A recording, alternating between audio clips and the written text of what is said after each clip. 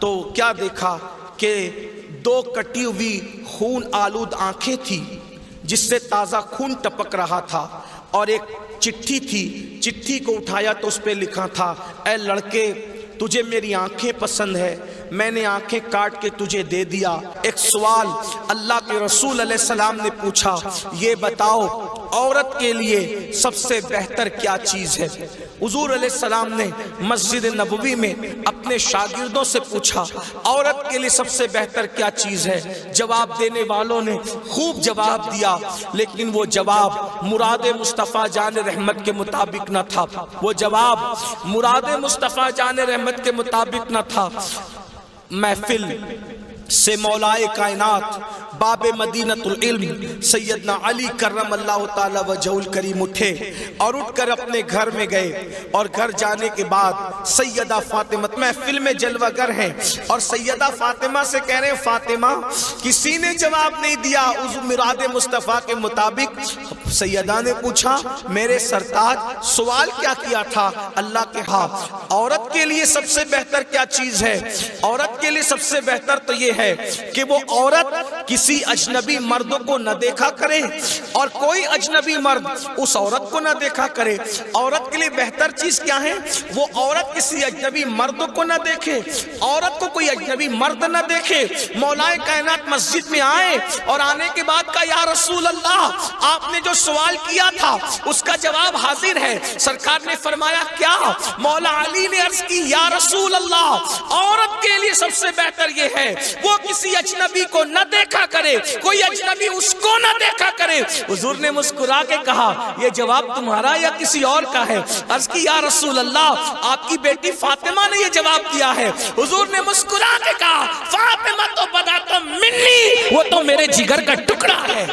اندازہ فرمائیں بڑے بڑے لوگ جو جواب نہ دے سکے وہ جواب کون دے رہا ہے؟ رسول اللہ کی شہزادی۔ حضور نے شہزادی کو کتنا پڑھایا ہوگا، کتنا پڑھایا ہوگا کہ مسجد نبوی کا مجمع جہاں خاموش ہے وہاں حسنین کریمین کی امی جواب دیتی نظر آ رہی ہے، اور کتنا خوبصورت جواب ہے۔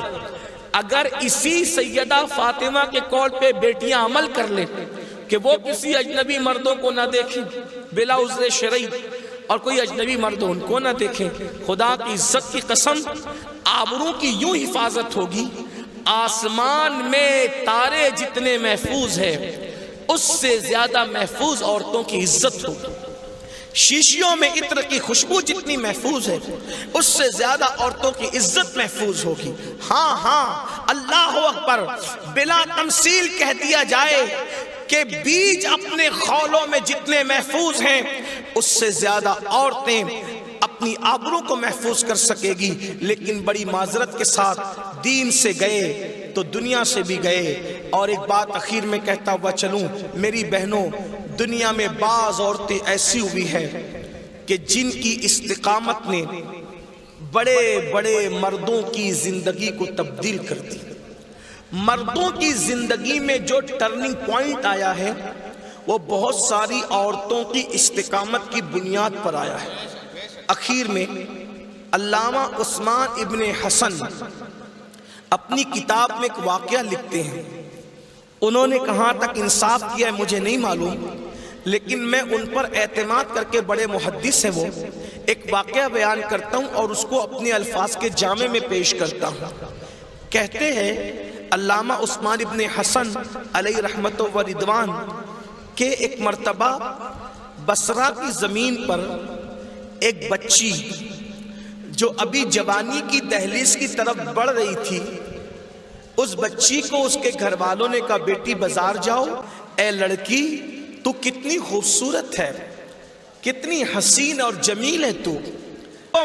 موج میں نہیں آئی، خوش نہ ہوئی، غیرت اور غصے کے ملے جلے جذبات میں اس نے کہا اے لڑکے کون ہے تو، اور تجھے میرا کون سا حسن پسند آتا ہے؟ لڑکے نے جواب دیا میرا نام حسن ہے اور مجھے تیری آنکھیں بڑی خوبصورت لگتی ہے، جی چاہتا ہوں کہ تیری خوبصورت آنکھیں جو جھیل سی معلوم ہوتی ہے اس میں غوطے لگا کر کے زندگی کا لطف حاصل کروں۔ لڑکی نے کہا اچھا تجھے میری آنکھیں پسند ہے، رک تجھے ابھی مزہ چکھاتی ہوں۔ یہ کہہ کر وہ گھر گئی اور تھوڑی دیر کے بعد ایک بوڑھی کنیز ایک پلیٹ لے کر کے آئی اور اس نے کہا اے لڑکے تمہارا ہی نام حسن ہے؟ ہاں میرا نام حسن ہے۔ کسی لڑکی کی آنکھوں کی تعریف ابھی تم نے کی تھی؟ ہاں میں نے کی تھی۔ اس لڑکی نے تحفہ دیا، حسن خوش ہو گئے، پہلی ہی محبت کا تیر کامیاب ہو گیا۔ جیسے ہی تشت کی طرف ہاتھ بڑھایا اور کپڑا ہٹایا تو کیا دیکھا کہ دو کٹی ہوئی خون آلود آنکھیں تھی جس سے تازہ خون ٹپک رہا تھا، اور ایک چٹھی تھی۔ چٹھی کو اٹھایا تو اس پہ لکھا تھا اے لڑکے تجھے میری آنکھیں پسند ہے، میں نے آنکھیں کاٹ کے تجھے دے دیا، آئندہ مجھے کبھی یاد مت کرنا۔ وہ آنکھیں جن کی خوبصورتی مردوں کو میری طرف مائل کرتی ہے، میں نے وہ آنکھیں اپنے ماتھے سے نکال دیا ہے۔ میں اندھی بن کر رہنا تو گوارا کر سکتی ہوں، لیکن پاپی عورت بن کر کے رہنا مجھے گوارا نہیں ہے۔ یہ آنکھیں تجھے پسند ہے، لے جا، مجھے کبھی یاد مت کرنا۔ یہ دیکھ کر حسن رو پڑے، یا اللہ میری وجہ سے کوئی لڑکی اندھی ہو گئی، نابینا ہو گئی، اس نے آنکھیں کاٹ کر کے دے دیا، اب اس سے کون شادی کرے گا، اس کو کون اپنائے گا، اس لیے کہ نابینا لڑکی کو کون اپنائے گا۔ حسن واپس لوٹے، رات بھر روتے رہے، توبہ کرتے رہے۔ صبح ہوئی، دل میں خیال آیا، حسن دل دکھاتے ہو بندوں کا اور توبہ کرتے ہو اللہ کی بارگاہ میں، چلو اس لڑکی سے بھی تو معافی مانگو۔ حسن نکلے اور نکلنے کے بعد اس کے محلے میں پہنچے تو کیا دیکھا، صبح صبح ایک جنازہ اٹھ رہا ہے اور پورا محلہ رو رہا ہے۔ اللہ اکبر، ایسا لگتا تھا کسی مرشد کا جنازہ ہے، کسی پیر کا جنازہ ہے، کسی ولی کا جنازہ ہے۔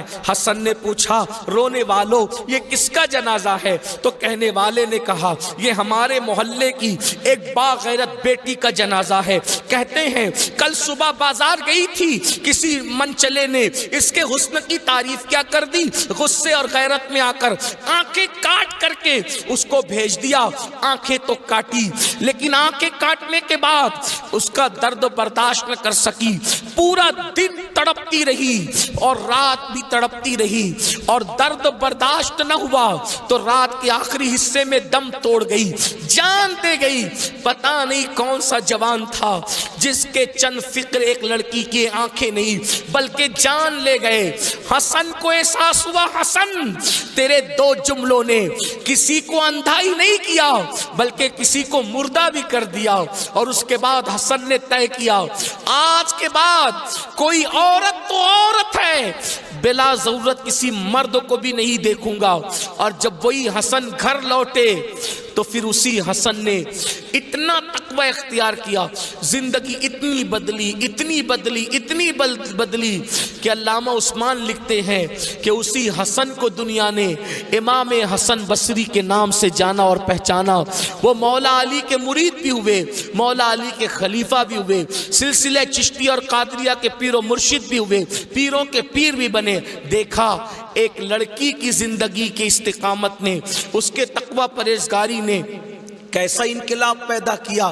ایک نئی زندگی گزارنے والے، ایک نئی جوانی زندگی گزارنے والے جوان کی زندگی میں یاد رکھیں ایک عورت سنور جائے، گفتگو کا اینڈ کچھ یاد رہے نہ یاد رہے، ایک جملہ یاد رکھیں اپنے بزرگوں کا، اگر عورت سنور جائے تو ایک عورت کے سنورنے سے 4 مرد جنتی بن جاتے ہیں، اور ایک عورت بگڑ جائے تو اس کے بگڑنے سے 4 مرد جہنمی بننے کا خوف ہے۔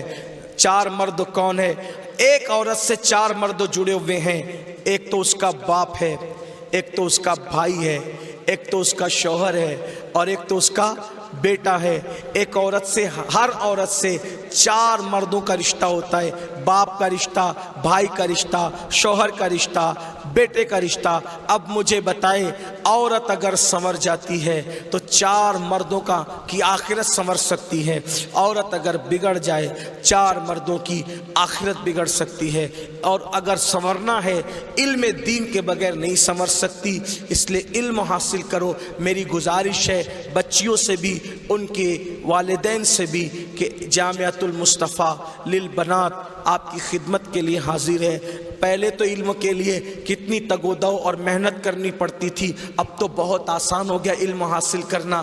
گلی کوچوں میں مدرسے ہیں، گلی گلی مدرسے ہیں۔ اللہ ان علماء کو سلامت رکھے جو چندے کو مانگتے مانگ کر کے اللہ اکبر رسوا بھی ہوتے ہیں اور اپنی عزت بھی جو ہے اس کی پرواہ نہیں کرتے، لیکن تمہارے ایک ایک محلے میں کئی کئی مدرسے قائم کرتے ہیں تاکہ تم دین کے قریب آ جاؤ۔ مگر افسوس ہے کہ علماء کی محنت کی قدر نہیں کی جاتی۔ لوگ ظاہر میں ان کو رسوا سمجھتے ہیں، مگر علم دین کے لیے محنت کرنے والوں کو رسوا سمجھنے والے خود رسوا ہیں۔ حقیقت میں یہ نائبین رسول ہے جو علم دین کے لیے کاوشیں کرتے ہیں۔ اللہ سب کی کاوشوں کو قبول فرمائے۔ اللہ پاک ہم سب کو عمل کی توفیق دے۔